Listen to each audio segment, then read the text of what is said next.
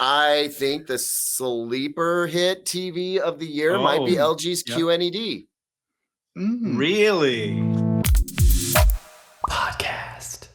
But our topic today is 2025 TVs, and I am honored to welcome back Caleb Denison, formerly of Digital Trends, where he helped grow a subscriber base on YouTube of over 1.3 million followers. But that's all in the past. Yet Caleb isn't disappearing from YouTube. Instead, he's starting all over with a brand new YouTube channel called CalebRated, or should I just call you Mr. Rated? How you doing, Caleb? Welcome to the channel. Hey guys, thank you for having me at the channel. And yeah, I gotta be some kind of nut job for giving up 1.3 million subscribers to start at 0, but that is exactly what I've done. And honestly, as crazy as it may sound, I think it was definitely the right move. And I'm excited to have done it. Yesterday was launch day. I officially launched the new brand, the new channel, and you know what? So far, so good. I'm happy with how things are going, and hopefully, you know, once your viewers and readers have heard about it, maybe they'll come and visit me too, and make it even better. Well, definitely. Well, this has been an exciting year for TVs. I mean, if TVs weren't complicated last year, somehow they got more complicated in 2025. I don't know how that was possible, but they have gotten better. And Caleb has traveled the world. Chris has traveled the world to look at every new model of 2025 TV. So what is on your mind right now, Caleb, as we enter the beginning of the 2025 TV launch period, where all the models start to roll out? Just about everything's been announced, but not everything is shipping yet.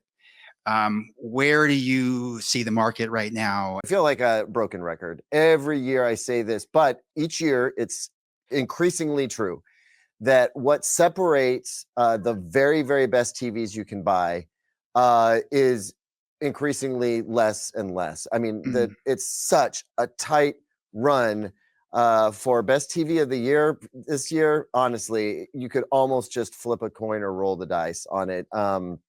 They're all so incredibly excellent. And then the battle for the best price to performance ratio on TVs is, I think, even more heated than it's ever been before. There is a point in both TCL and Hisense's TV lineup this year where, gosh, I mean, just the excellence that you get for the price. The under $1,000 TV category has never looked better. And in fact, the under 500 category has never looked better. And so, yeah, you know, in a lot of years, I know we like to get excited about a little more excited about revolution than we do evolution. And certainly some of the improvements in TVs could be called iterative, but I mean, it really is just an amazing year for televisions. In terms of performance, how the pricing's going to end up looking in 2 to 3 months is another story entirely. And in fact, I think we're getting to that later in this podcast, so I don't mean to jump ahead, but just from a performance category at the various different levels that we know of in the TVs, it's never been better. And I think that some people could say, well, you know, the Chinese are going to lose their advantage, right, because of the tariffs. So now TCL and Hisense aren't going to be able to compete. But, you know, don't put it past them, even with 145% tariffs, which as of the time we're recording, that's in effect, but it may change. I still think they're going to be able to give the big boys a run for their money. And there's a reason that TCL has crept into, I think they're in the number 2 spot right now, global market penetration, right? They passed LG. They're behind Samsung. So, but I think what I'd like to concentrate on a little bit more today, although we can make some exceptions, is these cutting edge TVs, the high end TVs, the best TV of 2025. And I think there are really 4 major contenders for that we've seen. Caleb and I have both seen. Some of them we've seen together in Japan. Some of them we've seen separately, all the way in New Jersey. And that would be the LG G5 with the new quad stack primary RGB tandem OLED panel, the S95F from, sorry, that was the G5, right, that LG had, the S95F from Samsung, which has a greatly improved version of the glare-free screen, which every time I say I like, people call me a Samsung shill, but it's better. I gotta say, it's better. The Panasonic, the one that I've probably seen the least of yet, what's the model number on that, Caleb? Do you remember? I think it's the Z95B is what Z95B, Z95B, yeah. right, Z95B. And can't forget the Sony Bravia 8 Mark II, which is their QD OLED, a very impressive TV, sadly only available in 55 and 65 inch. So it's not going to give anyone a run for their money in the 77 inch category, which is still being filled by the A95L, which is carrying over into 2025. So I guess take it from there. Caleb, what do you think about those four? And what stands out to you, I guess, about each model? Go. Well, first of all, I am excited that Panasonic is part of the conversation here in the United States. Me too. And I hope it stays that way. I know that there was a little bit of worry that maybe Panasonic's exit from the United States was as quick as its re-entrance. But I think they're going to stick with it. Panasonic stays quiet until they're not quiet. You know, they did that at CES. We didn't know, none of us knew anything in advance about their televisions whatsoever. We all went into that event. All three of us that were there, I believe. We all went into that event completely blind, had no idea what to expect. And they blasted us with a pretty decent lineup this year. And I think that they're going to stay quiet. I know that review samples of their more entry-level TV are starting to go out. But the real exciting one, the Z95B, it might be a little while before we see that come around. But I don't think it's going to be too awful long. They're going to want to be in the conversation with all the others, and to do that, they need to be coming out around the same time the Bravia 8 Mark II is hitting store shelves and customer living rooms. So I'm excited. Panasonic's part of the conversation. I have always had a soft spot in my heart for Panasonic. I forgot about that until I reviewed the Z95A, and then it just came flooding back to me. You know, like back when my parents needed help buying a TV. You know, and I was the guy who would like go down to Incredible Universe with them and help them decide or whatever. For back then, for me, it was really between Panasonic and Toshiba. I would say that's going back a ways. Well, yeah, I know JVC and Sony were very much part of the conversation, but Panasonic really did something for me, and so did Toshiba at the time. But you're talking about CRTs, right? We're talking about 36-inch CRT TV, right? Okay, cathode ray tubes. Yeah, but you know, and I mean, we were enjoying laser discs back then. Of course we were. Only the rich people. Most people had VHS. Panasonic Laserdisc player, and connecting that to the TV, and Panasonic with RGB component RGB cables, right? Yeah, absolutely. Component cables and optical cables for AC3.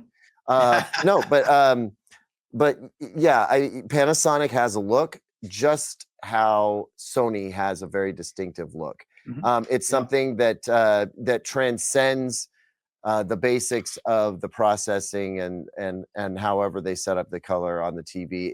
It's all the different parts coming together at once. It's an attitude, and Panasonic has one, and I like it. I like the cut of its jib. So I'm really happy Panasonic's in the conversation. Also, don't forget their sound quality. They've got that big cabinet with the big drivers. I think they do something similar to Sony with an actuator that makes the whole screen fire. Is that true? Or is it individual drivers, built down firing drivers in the cabinet? I'm not even sure. I haven't had a chance to last year it was it had a strip border forward firing TV built-in speaker bar, some people called it. And it was great. You know, I mean, let's not forget that Panasonic and Technics, or Technics, however you choose to you know, they're the same company basically. Techniques. So they've got lots of audio chops. I've always called it Techniques. Yes. So do they, by the way. The Japanese and the Americans call it Techniques. Yeah, British call it will have to. Technics. Yeah, they're going to have They to do. take a back seat on They that just one. unsubscribed. At any the rate, 3 British people. Sorry. See you that's later. okay. I do believe that the Panasonic is in the running this year. Their processing is in some ways better than LG's, at least from my experience. Although LG is certainly right up there. I think LG's implementation of the new 4-stack RGB primary, unnecessarily long descriptive panel. Don't forget tandem. There's tandem in there. Yeah, somewhere. tandem. Yes, I think that LG's got a few tweaks to make it a little bit brighter. I'm not sure brightness is gonna win the year though. But they all so are brighter than last year. 100% Yeah. true. I mean, we've seen them. yeah. We've seen them compared to the previous years. It's clear. Are they? Yeah, as but I bright mean, as like, the brightest mini LED. LG No. versus Panasonic brightness difference Right. within Yeah, this that may not be year. huge. I'm not Yep. sure. QD OLED versus Right. the color brightness of QD OLED versus the white brightness of a W OLED. I don't know if that makes the difference this year. It's hard to say. That's why I said at the beginning of this podcast, like, what separates these 4 TVs that we're talking about right now is very little, with the exception, obviously, of Samsung's anti-glare coating on the S95F, which can be a real polarizing aspect. 100%. Yep. Polarizing. Is it a polarized screen? That'd be pretty funny. There's a polarizer involved. No, that's there's just a really bad pun. Come on. Well guys. done, I'm Mr. Rated. Just trying to get punny here. But so I mean, with people the tend to love it or glare, hate it. I honestly hated it last year. I was not. I was pretty vocal about how I didn't like what it did to bright room viewing. I don't feel that way about it this year. I think it's better. Is it perfect? No, nothing's perfect. But not seeing the clear definition of a reflected lamp is nice. It's less distracting when the light is diffused a little bit. And they definitely, kudos to them for making some improvements in the black levels, because it really isn't nearly as bad as it was last year. I liked it. That's faint praise, I guess. When we saw it in New Jersey and we got to turn off the lights in the room, turn up the lights real bright. We brought studio lights and we made it more intense and crazy. Nice. We really stress tested it. By and large, I think it's an excellent looking TV. I'm not going to sit here and try and predict a winner, though. I won't do it. Sorry. It's going to be super close. And I mean, we've seen this contest, depending on who's running the contest, whether we're talking about the Value Electronics shootout or the Vincent T.O.'s HDD TV test European shootout, or we're talking about the court of public opinion, or we're talking about my opinion. Like, what what separates these TVs are fractions of a point sometimes. And honestly, it might come down to, user interface issues. Some people aren't crazy about the LG Magic Remote, for example, which, by the way, lost its direct input button this year, which I'm not so happy about. I think you have to hold the AI button or one of the other buttons for a minute to get it to switch input. Not a minute, but a few seconds. You got Sony, where they've got the Disney Plus app with DTSX, which nobody else on this list is going to have. A feature that some audiophiles might like. TCL has that. TCL's not one of the OLEDs, though. Oh, sorry. TCL's not one of the 4 You're OLEDs. staying on to the OLED conversation. I mean, I know, right now. yes, TCL and Hisense are going to be part of this conversation, 100%. Yeah. Bright room viewing, you can't deny that mini LEDs are brighter than OLEDs, and they're going to perform extremely well in bright rooms. But if you look at the four that are going to be most similar to each other in performance, which would be the Panasonic, the LG, the Samsung, and the Sony, there are some different features. Again, the Google TV interface. I'm happy that Panasonic didn't try to continue their own streaming platform, because it was getting long in the tooth even before they got out of the TV market. It was a sad little streaming interface. And the fact that they went but how do you feel about it Fire, being Fire TV, though? Honestly, Fire TV is my main streaming box. I've been using that, Fire TV 4K stick for a few years. So I'm used to it. I don't think it's too bad in trying to sell you things. I mean, it's not great, but all of the platforms, like even Google TV tries to sell you things. You disagree? Liz Boylan. Yeah. You cannot be serious when you're saying it's not too bad about trying to sell you things. I don't know. Dude, yep.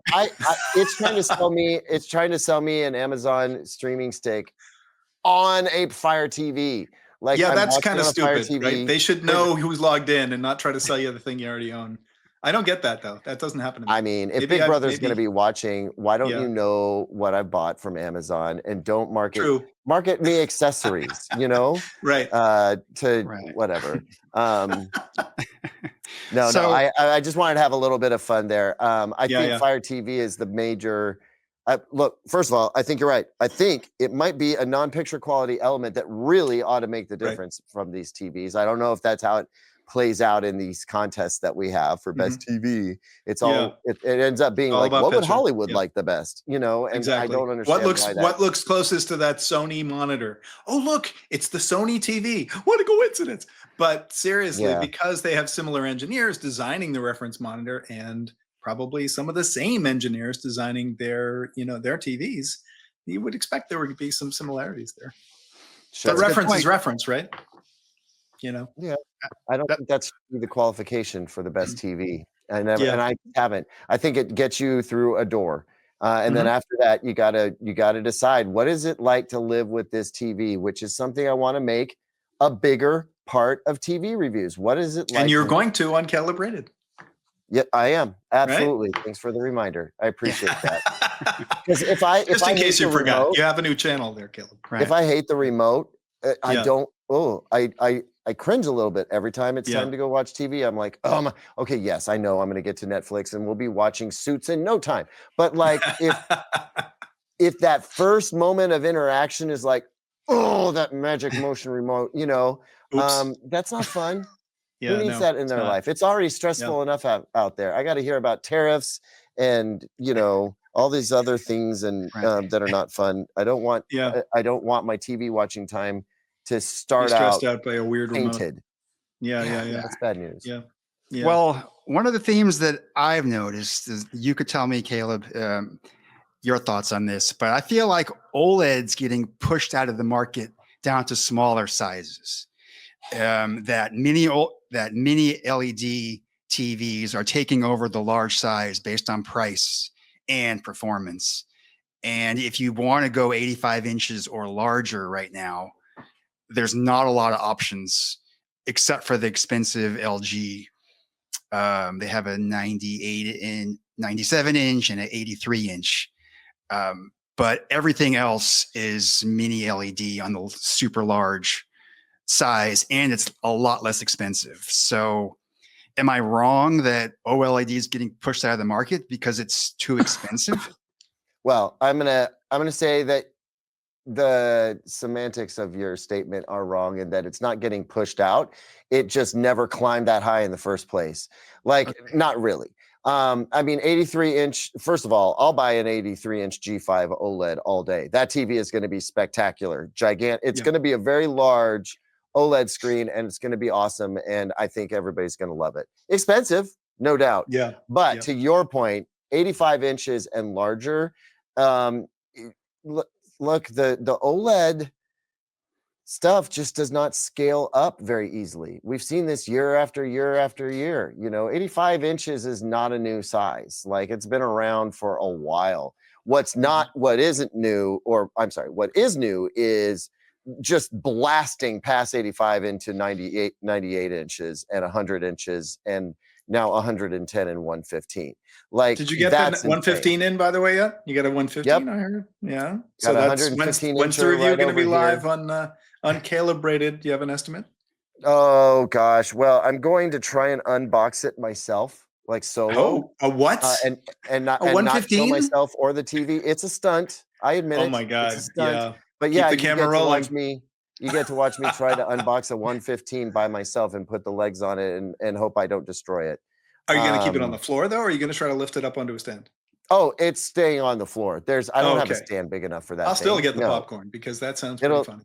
It'll stay on the floor. But no, Brian, like I'm making kind of a joke in saying they're not getting pushed out. They just never entered the room, because they can't.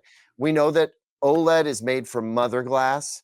OLED is a time-intensive and resource-intensive process, making the OLED mother glass. It's got to be done in a vacuum, and it's just they can't seem to scale it up to the level of that it needs to be at. And you know, also OLED panel uniformity, you know, takes a lot of work too. So the bigger it gets, the more risks there are, the more rejection there can be. And yeah, I don't think OLED is headed there. I don't think QD OLED is headed there. And I think mini LED is getting so good, and RGB mini LED could be so compelling that it's just not going to make any sense to try to get an OLED that big. Yeah. But that seems to me more like a 2026 product. I know Samsung and Hisense both said they got an RGB backlit TV coming this year.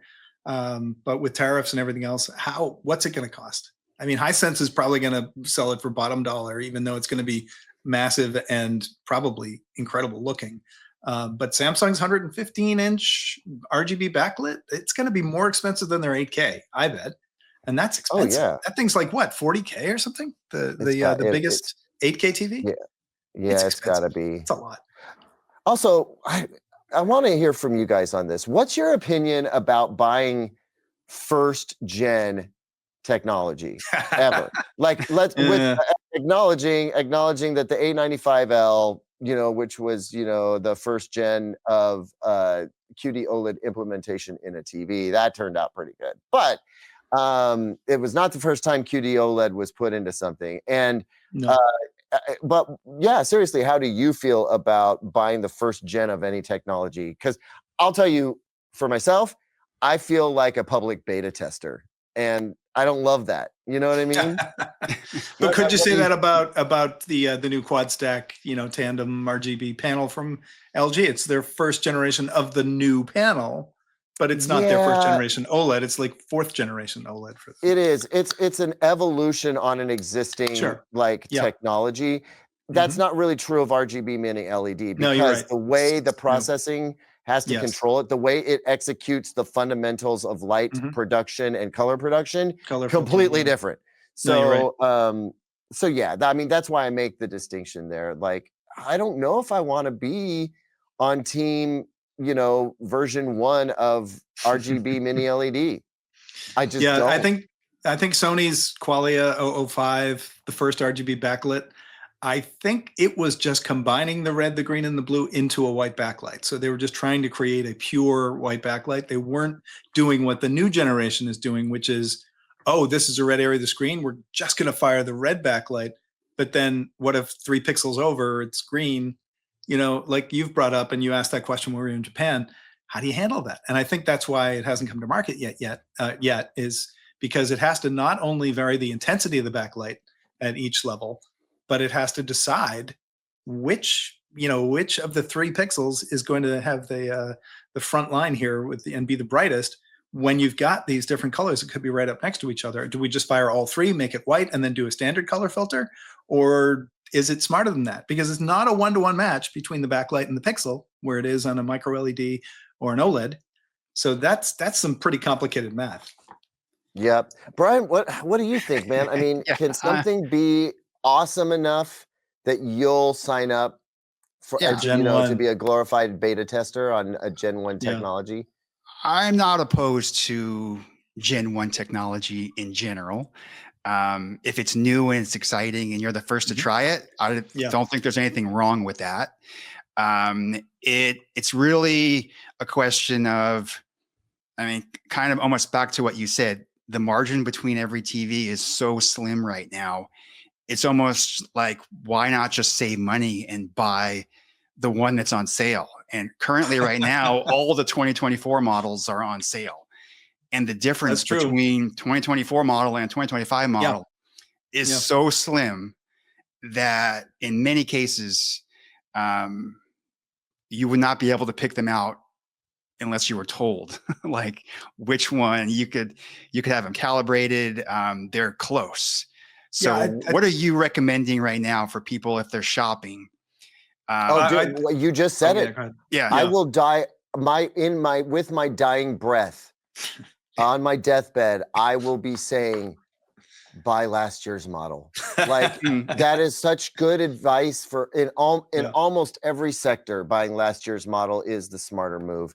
But that's so true this year. Look, I don't mean to take anything away from how exciting some of the new developments are for the 2025 TVs, and I'm already excited for what's going to happen in 2026 too. But rubber meets the road, Realityville, like the smart move for the vast majority of people who that wouldn't know the bleeding edge if they were standing on it, and it was like cutting their feet. Like the smart move is to buy last year's model, and especially now because every single 2024 television was landed in the US well before we were shaking in our boots over tariffs, and they're already out on the market. They've already been distributed. They've already been priced. Nothing is going to happen to them, barring people putting them on the resale market,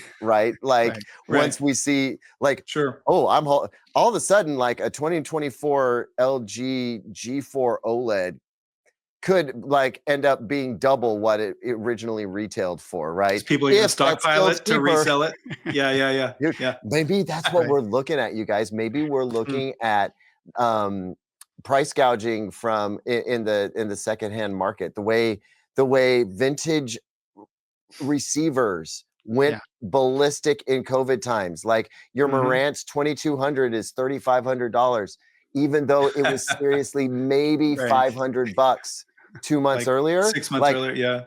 Maybe we're looking at something similar right now, like where they're just so all the fun aside, like there are so many reasons to buy a 2024 TV. Do it now. Honestly, do it right now. We're blessed to even still have some of them. I'm amazed that there are still 2024 TVs being sold right now. So buy it now. I do want to bring up another point along the same line is upgrade cycles, at least in Sony's case, has shifted to be almost every 2 years now instead of every 1 year. And some of the other brands are still upgrading every year. And I think maybe Sony has realized they can't innovate enough year after year, or there's something holding back. Like, why aren't they producing what they used to do year after year, new model? And it probably goes. I think Sony's different because this year they staggered it. They didn't say we're putting out a whole new line. They said we're filling in the line, because last year they had the 7, 8, and the 9, and the 3 that not too many people talked about. But here they're like, well, we don't have a good entry-level LCD TV. We're going to put out the 2, which was out in other markets, and then we're going to call it a Mark II in the US. So we have the 2.2, the 2 Mark II. And then we're going to also fill it in a little bit with a 5, which I think, Caleb, the 5 does have quantum dots, right? And mini LED. So it's like an entry level, just a little below the Bravia 7. But the 7 and the 9 are still current, and the 8 is still current. And but they the were all A95L technically, and the 77-inch is still a current product. So they didn't replace the line this year or in 2 years. They kept half the line in place, and then they supplemented it with new models to replace some of the older models. So I feel in that case, the saying, A95L is like 2 years old. So it is kind of 2 years, 2.5 years. I feel what Brian's saying, though. It does seem like Sony has adopted this sort of like, we replace half of our line, like odd numbers on odd numbers, right? So, your Bravia 1, 3, 5, 7, 9 is going to be upgraded on odd years, or just to mess with it, Uneven years. us. They'll make it those get upgraded the even years, and then the even numbers, your Bravia 2, 4, 6, 8, 10, those get upgraded on odd years, again, just to mess with us. I don't think they thought about it that much, but okay. Oh, dude, somebody's just sitting in a back room going, and then we're going to do this. And but everybody else. Yeah, but all the other companies, TCL, Hisense, LG, Samsung, they all put out new models this year, like replenish the entire line. There's it's the entire lineup with everybody else, and then Sony just kicking back and going, yeah, no, we're gonna play it cool because we're Sony. Actually, I like the principle of what Sony's doing. I don't know that it's a smart business move, but I like the flex. I like the principle of it, because they're like, to me, it's like them saying, listen, we aren't going to blow smoke up your ass and call it, Ultra Flex 2. like this TV has UltraFlex too, and therefore it's Right. better for 2025. Like Yeah. I feel like we see a lot of that in the TV industry, where honestly they're selling us snake oil that they rubbed on last year's TV, and therefore it's better. Because the Right. differences are so minute. If I would love it if Sony was doing this because they were like, we're above that game, you know, and that would just be a really classy way of doing it. I really hope it's not because they're lazy. I definitely don't think it's because they're having a hard time innovating. You know, those guys, they're not trying to be first, they're trying to be the best. So Well, yeah, and I think that's I it. hope that's all that's happening. They've established themselves in a niche of being the high performance TV, and it doesn't really behoove them to put out new models every year when they've got models that are already rated the best. I mean, the A95L won the Value Electronics TV shootout 2 years in a row. People were like, it shouldn't even qualify this year because it's an old TV, but it was still the best. Honestly, it was the closest to the reference. So I think they're not looking for volume. You know, they lost the volume game when they gave up all their manufacturing plants years ago. They're buying the components from people, and they're using their, you know, their secret sauce, which is their, you know, processing, to make these components better than anybody else can, or at least, you know, as good, certainly more expensive than anybody else can. So I don't think they're playing the volume game. I think they can walk by their own, you know, play to the beat of their own drummer, because they, you know, they kind of make the market in the high end. And they don't have to play by everybody else's rules. That's my feeling. All right. Well, I'm going to switch over to another high-end model that I didn't even see at CES, and I'm wondering if you saw it. The TCL. And now they're sending you one, aren't they? I think I know which one you're going to talk about. The TCL X11K, the top of the line TCL model, is more expensive than the equivalent Sony and Samsung model. It's supposed to be 6,500 nits, right? 6,500 nits, That's $10,000 MSRP. In what size? In what size? 85-inch, Okay. $10,000 is the MSRP. I know TCL discounts a bit, so at least they used to. They used to. They may not anymore. Tariffs. It may be 20,000, but yeah, Caleb, I didn't see that at CES. Did you see the X11K there? So, I'm going to be honest, and I will say, I think a lot of us saw it and just didn't realize we were seeing it because it was there. They snuck it out on the show floor. It was in physical existence. We walked right by it, and so. Look, another big TV. I didn't take notice of it. They didn't really talk about it. The way TCL like prepped. Look, we're busy at CES. Those who don't understand, like we're lucky to remember our mom's names in the throes of what's happening there, because there's so many model numbers to remember from so many manufacturers, and we got to go from one to the other to the next to the next to the next. Sometimes they're throwing cocktails at you as well as questionable food, and like you're just trying to survive. Okay. So it's impossible to remember everything or know about everything. We really go out of what is spoon-fed to us by the companies, and that will be like the quick little tour that we get ahead of show floor opening or whatever. And TCL's backroom deal for us to like refresh our memories on their TVs was QM6K, and and we brought the QM7. But and they also wink, nudge, nudge. We'll bring other TVs out later this year, but we're not talking about or showing them right now. That was the message. QM6, QM7, more coming, and which we know means QM8. And that's all. Don't ask other questions. And so, but yeah, the X11 was on the show floor. Some people noticed it. Some people looked at it. I don't know if it was in its final form. Most of the time at CES, they're not. And when you're talking about a TV that hardcore, I'd really like to know that it was, you know, really in its final form or close to it.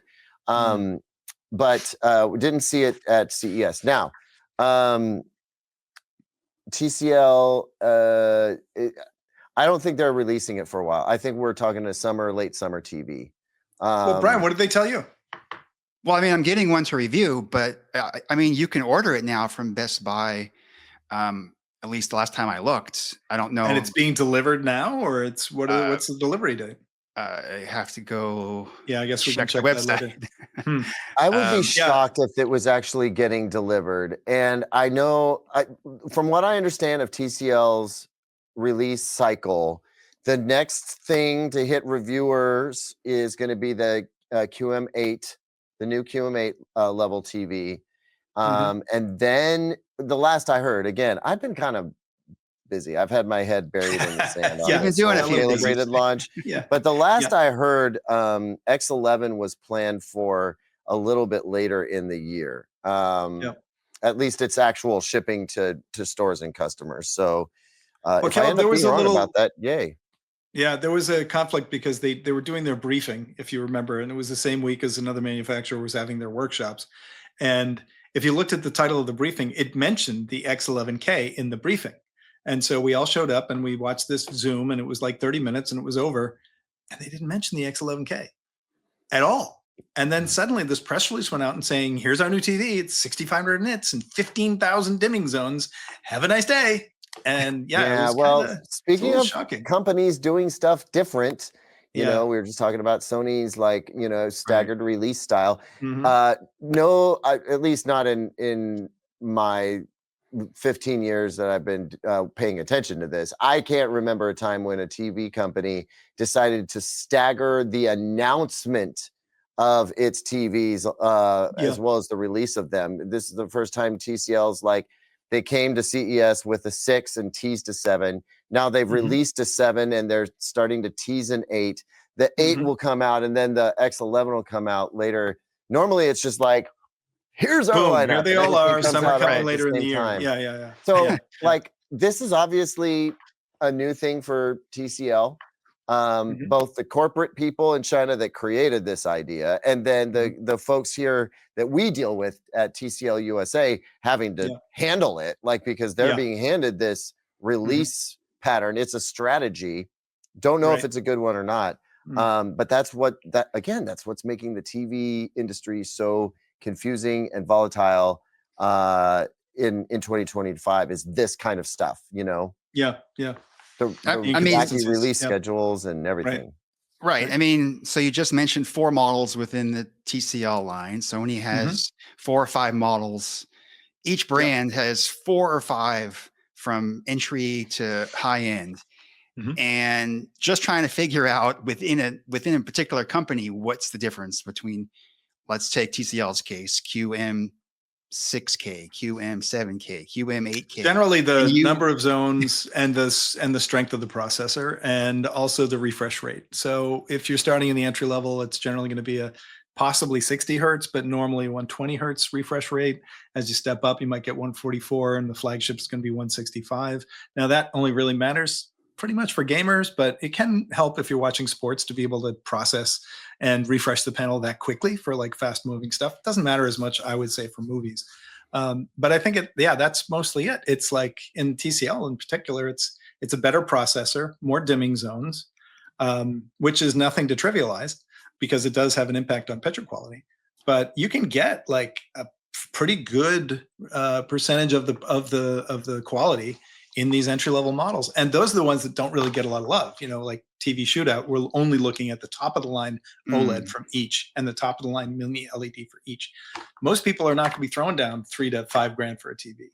They want to know, what can I get for $1,200? Or what can I get for $500? Or like, you know, Caleb said early on, it's like a lot of strong competitors in the $1,000 range. So maybe more attention has to be given to these. Like, what's the best budget TV and, you know, under $1,000 it still has a little bit of the performance that I'm looking for. I don't know. Something to think about.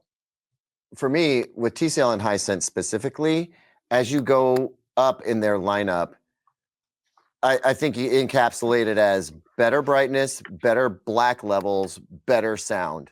Like that's really the most notable difference from one to the other is that it gets, yes, it has more zones, more mini LED backlights, but what that breaks down to in these TVs is better brightness or higher brightness, better black levels. So they've got better control of the backlight and they're able to, you know, knock down the halo and the blooming and stuff like that. And then, with TCL and Hisense seem pretty committed to packaging premium inbuilt audio systems in their more expensive TVs. TCL is touting its partnership with Onkyo. Hisense is trying to develop, I think they're tossing the Harman Kardon name around. Well, now. the TCL's also got Bang & Olufsen in their high-end TV. So that's kind of a stretch. It's hard to keep track of, but Hisense has the somewhat forward-firing, wing speakers going on.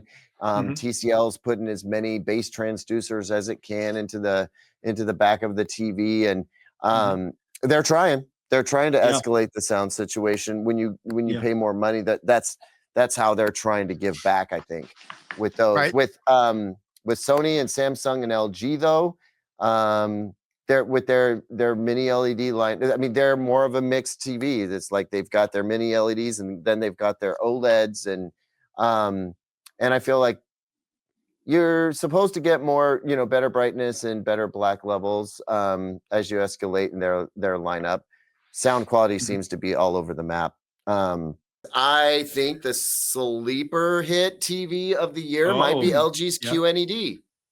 Really interesting. Why do you say that? What did you see that impressed you?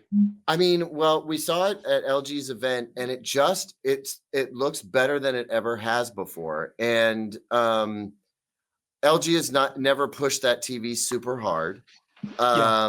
And also they've not gotten a lot of recognition for the QNED lineup because, let's be honest with you, it just wasn't competitive. But this year it looked really competitive to me. It looked really good. And I think that some people might just kind of fall in love with the fact that it's the dark horse. Like, yes, I'm sure look, you can buy the Bravia 7.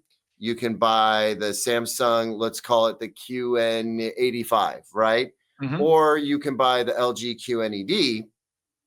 If assuming they're priced similarly, like, might be fun to get that QNED out of LG. I don't know. I'm just gonna say I'm looking forward to it coming in.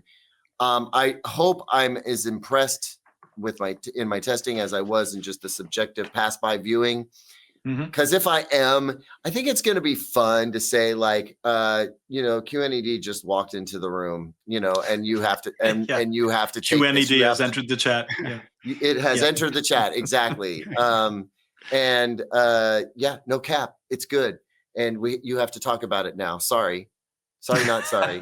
I just like the idea. Did you see it in New Jersey at the workshop? Is that where you spent time with it? Okay. Yeah. It looked great.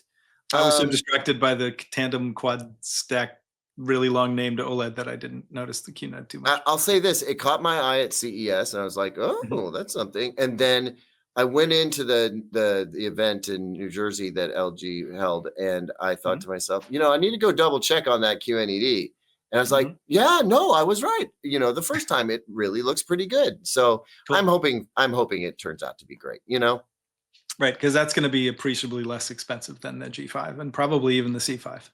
Yeah, and maybe even the V5. Who knows? I don't know how it'll rank, but I think it's just look, I just get excited when there's something new to talk about. It's fun. Yeah, no, I get it. Right. I mean, we touched on it a little bit, but I feel like the extra large TV category is just dominating, and like 85 is the new 65. Is how, in terms of pricing, there used to be a bigger gap between I agree with that. 65 and 85. Now 85 has narrowed down to, it's only a few $100s more. And like at every price point, you could go, it's just a couple $100s more inside the same model line. Like if you like the Sony line and you stay in there, you're like, I'll just amp up a little bit and get the bigger one. Where do you fall in this? Of course, it's the endless debate of size.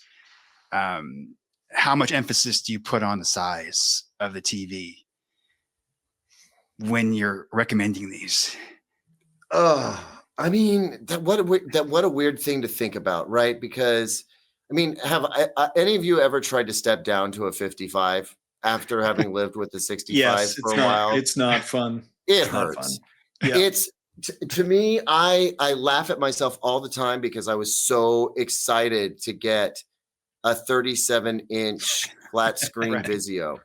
That Yeah, was a yeah. big moment for me. And then when I got to make the upgrade from 37 to 55, I was like, it This just is doesn't it. get any better than this. This is We're like done. nobody Time to had retire. TVs this big when I was young, you Nope. know. Yeah. And now 65 really is probably the most socially acceptable, comfortable television screen size there is right now. It's the new 55, which was the new 42 not that long ago. So Yep. but I will say the jump from 65 to 85 is a bit more substantial. And I know it'll be very easy to get used to having an 85 once you've got one, just like it's very easy to get used to a 65. I've experienced it. Like in this room, I've gotten used to 85, and it didn't seem so large and looming and imposing after a while. And it made the 65 seem so tiny when I stepped down to it. Yeah. But You have to getting squint to it see it. in the home, like Yeah. I don't know. Right. We talk about spouse approval factor and also just functionally speaking, like where people tend to put their TVs. The 85 may be a bit big to fit over a lot of fireplaces, which is the True. focal point in the room, which is where so many Yeah. TVs end up going. 85s are just like they're a little bit. They're imposing for the way our homes are designed today. I think if you can get one in the house, it's there to stay. Nobody's ever going to want to go down again. But I don't Right. know that they're going to get the penetration like that the 65's got so fast. Well, you know what? I think the Frame Pro is probably going to be very popular in 85 because you got, okay, I'm going to be stereotypical here. You got the guys who want the big TV and you got the ladies who don't want the TV to stand out too much.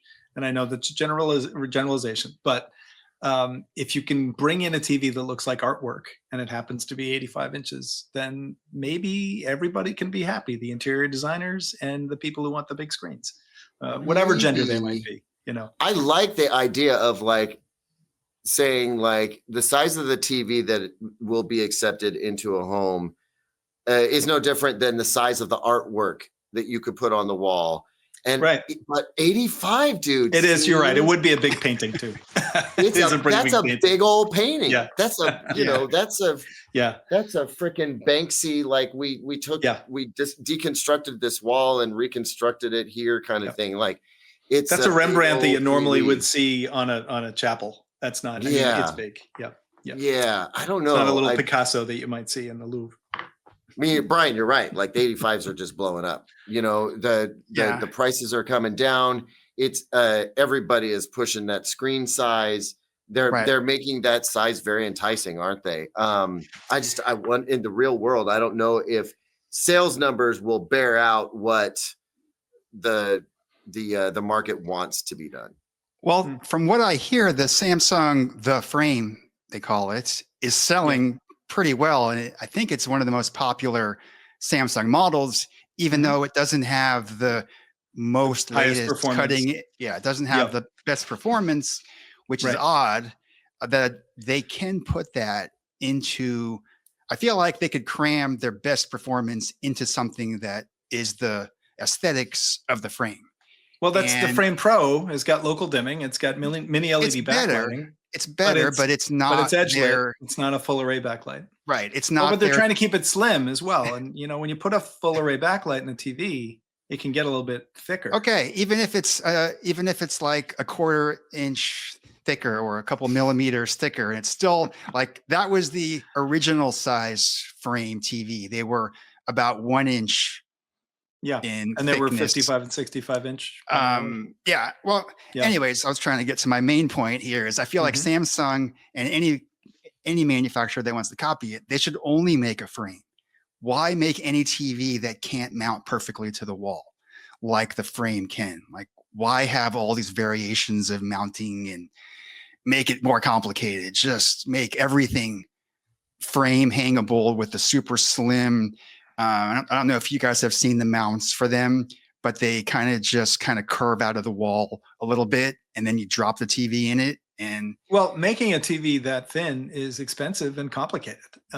It's easier to make one that's a uniform shape. I mean, LG's got a similar thing for their flush mount, wall mount, where they've got a recessed area of the back of the TV that fits the mount. So it does mount like flat up against the TV. But Samsung, I think, is really concentrating on making things as elegant and pretty as possible. Like you can see in their, well, the Frame Pro has now got the wireless One Connect box, and it only needs power. So the only thing that you need to find behind that little wall mount that when you set up the frame is a power plug. Everything else is handled via the wireless One Connect box. In the S95F OLED from Samsung, they've got a One Connect box, which is similar, except it does take one like dongle cable between the One Connect box and the television. So you need that plus power. But the S95F is literally, it's less than, I think maybe it's a ½ an inch deep. And it doesn't get fat at the bottom for the inputs and outputs because they've all been saved to another place. So I think in terms of form factor, Samsung is the most aware of that, I think, of any of the brands. They're looking at things that are not just good looking when they're turned on, but they're, they fit in when they're turned off. And the whole thing about the frame is it's meant to look like artwork. It's got a matte frame, even more anti-glare than what you see in the S95F, so that it looks like artwork. It looks like either a photograph or a painting. But every TV should not be like that. I'm sorry. That's a particular, I think, demographic that wants that. They want something that looks like artwork, to be subtle, to fit in. And sometimes it is a trade-off with performance when you design it for that as its primary use. I would be interested in running a poll, and we can just talk among ourselves about this right now. But like, well, comments, that's what comments are for. Yeah. What is it that you find more undesirable? I know another way of saying that is, which is the least desirable. But like, seriously, I'm wondering, do you find the thickness of the TV on your wall? Let's say you could have a thick old TV mounted on the wall flush so that there was, zero distance between the entire wall and the entire back of the TV, versus having a pretty thin TV that is gapped from the wall in multiple ways. It's non-uniform on the back. And then on top of that, you can't flush mount it to the wall, even that. So what's more annoying, having a thick TV or having a TV that is like bumped out from the wall a bunch through its non-uniform backing and also the style of the mount that you put it on? Which is uglier? Or which is prettier, however you want to spin it. I'll take the clean mount picture frame style look any day. I mean, the only problem is you need a power outlet nearby that can hide that power cable. And that's the hardest part about connecting a perfectly flush TV. And Samsung gets around that by getting that super thin wire. Or I think now they've even gotten around it with their wireless One Connect box, and LG's got the Zero Connect, if I got that right. LG has Zero Connect, but they still need power, and that's so they can send the TV signal there, but the power is the one part, and that's why that little thin wire that Samsung has used in the past has gotten around that dongle we're talking about. I don't know. I think anybody who puts this on a stand doesn't care what the depth is, right? And I don't know what the percentages are now, but I'd say probably 25% of people are putting it on a stand still, depending on the size, and maybe 60-70% are, well, it would have to be 75, but I would say more than the majority of people are wall hanging it these days because the TVs are lighter and it's just easier to do. There's a lot of choices for stands. It's something that most people can DIY. I mean, don't use hollow wall anchors because we've seen what happens when you do that. I have anyway, friends with TVs on the floor. But to me, the thickness doesn't matter as much because... Well, that's why I'm saying, like, it's great. Look, I know you're right, Chris, that it takes a lot of engineering and cleverness to have a super thin TV that is looking really, really slick on your wall with a flush wall mount. But I don't understand why we could, if we want a higher performance TV that is necessarily going to make the TV thicker, then why not just make the back uniformly thick so that it's, you know, a wedge, and then put the same flush mount style mounting system that is clearly available with both Samsung and LG Gallery Series TVs come with it in the box. About, you know, for all the sizes G4 now. and M4. So, like, I mean, if every TV could be flush mounted to the wall and have, you know, no gap between the wall and the backing of the TV, why not just make TVs like that, you know, with the uniformly thick back and the opportunity for a recessed wall mount location? Like, right. I mean, when was the last time you bought a piece of artwork and you worried about the thickness of the picture frame? Like, if the frame is a little thicker or not, like, does that ever come into your thinking process of buying? Yeah, but art? a picture frame, it's different. I mean, the canvas is almost right up against the wall. There's no electronics behind the canvas, right? Right, So but all we're talking about. Analogy. No, we're just trying to get in this kind of race for thinness, where they can get millimeters thin on a OLED TV. Like, is that really that valuable if you can't mount it perfectly flush to the wall, so it's almost in the wall? remember when LG on the had the S95F, magnet? you can. Yeah. Oh, they had the wallpaper. They had the The wallpaper. wallpaper OLED that basically Yeah, fixed one. to the wall with a magnet. Yeah. That was pretty awesome. What happened? Yeah, and that was really flush right up against the wall. You couldn't see any gap behind it. Yeah. And that seemed to last 1 year or one cycle. It went away. Complicated, or it just didn't sell well enough. You know, maybe the OLED price was too W. high. I miss it. You look it up. Yes. So, but I kind of want to wrap this up. Caleb has been super nice to take his time to express TVs, but I do want you to share like thoughts on your channel, what this has been like for you, and some of the outlook going forward. Oh, well, thanks. I'm excited to do this. This is something that I've been thinking about for a really long time. I am very thankful for the time spent with Digital Trends, and I learned a lot while I was there. My departure and then the opening of this new business and this new channel is really born from just, I don't know, there's this internal thing within me that it's intrinsic. I want to run a business the way I want to run a business. You know, I want to run it around my personal code of priorities and around my strategies of growth and sustainability. It's just, I don't know, it feels like something I wanted to do.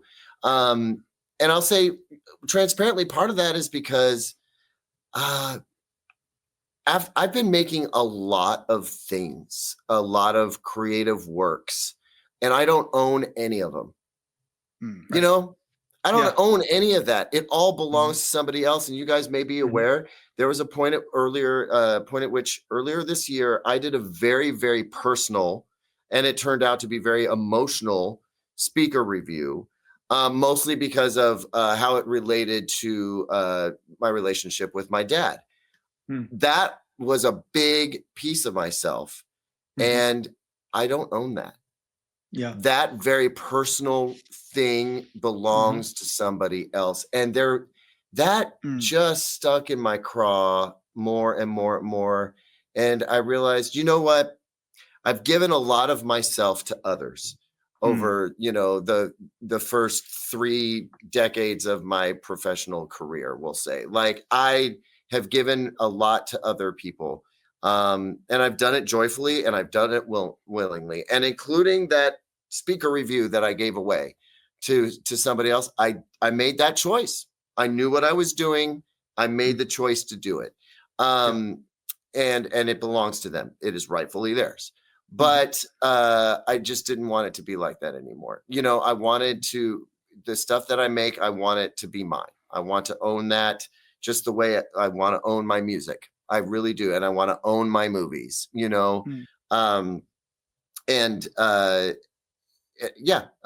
a big part of why I wanted to do it. And I'm really excited to do this, to start a brand from the ground up, and to build that identity in a new way. And also just the massive challenge and the sheer insanity of giving up a channel with 1.33 million subscribers and starting from zero is absolute insanity. But you know what? Like, if I can do it, that means I can do anything I want. You know what I mean? Nothing can stop me. Sky's the limit. And I'll tell you what, I want to reward the artists that make me look good, and so the videographers and the editors and the designers involved in this business. I really want to pay them well. I want to pay them for their craft and their art. Because as I'm an artist myself, both in terms of like what I'm creating for the screen, but also, I play trumpet professionally, and that means a lot to me as well. And I'd like to see really good artists get paid well, so that they can live a happy, fulfilling, enriched life, and, be able to have kids, support a family, and all that other stuff. So there's a lot to it, but I'm super excited.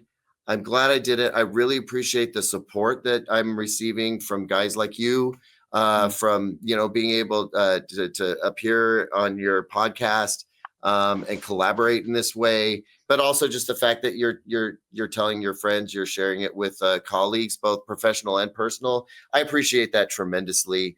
I definitely don't take it for granted. And I'm looking forward to what that's going to mean for the future, as soon as 2 weeks from now, but also 2 years from now. Who knows where we're going to be at, Now, I think you'll be the fastest growing TV tech channel on YouTube for the next year to 2 years. So let me make one point. It took him less than 30 hours to exceed the entire subscriber count of eCoustics on YouTube. And we've been doing this for 3 years.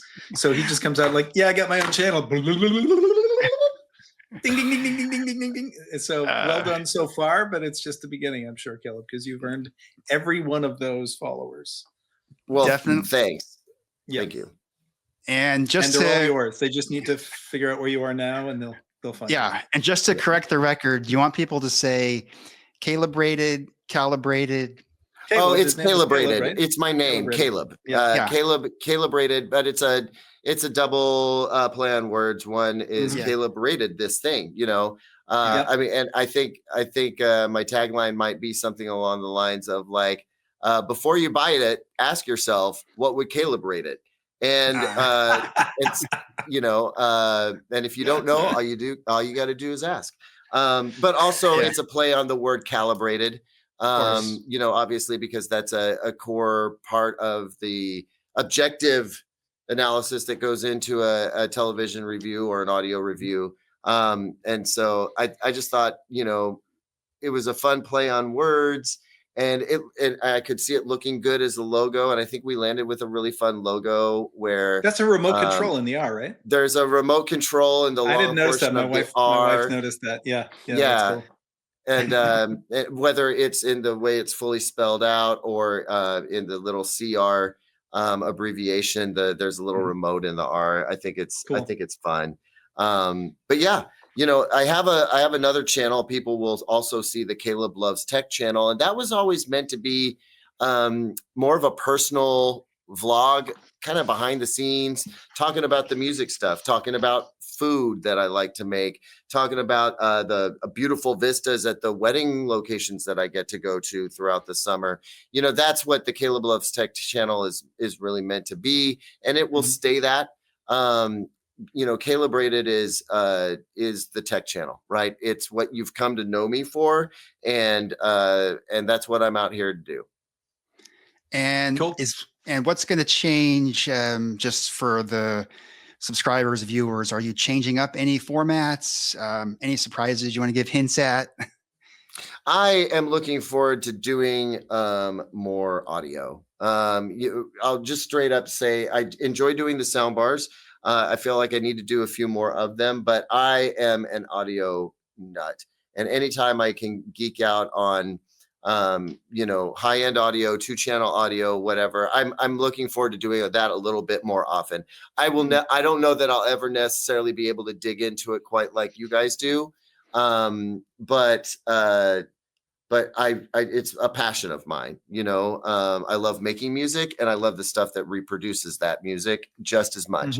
And you know, a dream would be to open another channel one day and get to participate in that channel for audio stuff. Maybe we'll see that happen. But really, it, you know, in terms of the core coverage of what I'm doing, I think the biggest change is really weighing the user experience a little more heavily in how I rate televisions and how I grade the televisions. We talked about that at the beginning of this program, right?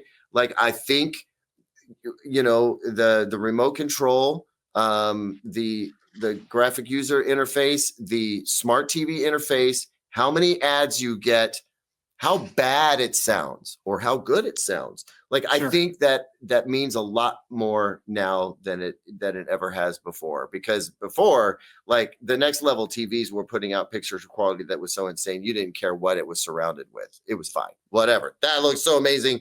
I'll deal with anything to have it. Now you can have amazing picture quality at every price level. I think what it's like to live with the TV is going to mean more than ever before. And so I'm just going to implement that into reviews in a way that I haven't before. And I think that'll be one of the bigger differences. Okay. Well, yeah, we're excited to look forward to that. We're grateful for having you, Caleb Denison of CalebRated. Go subscribe to his YouTube channel right now if you haven't already. And of course, subscribe to the eCoustics channel. We'd love to hear what you think about this podcast. Let us know in the comments. And of course, thank you, Chris Boylan, editor at large, and Caleb once again. And we'll see everyone next time. Thanks. Bye.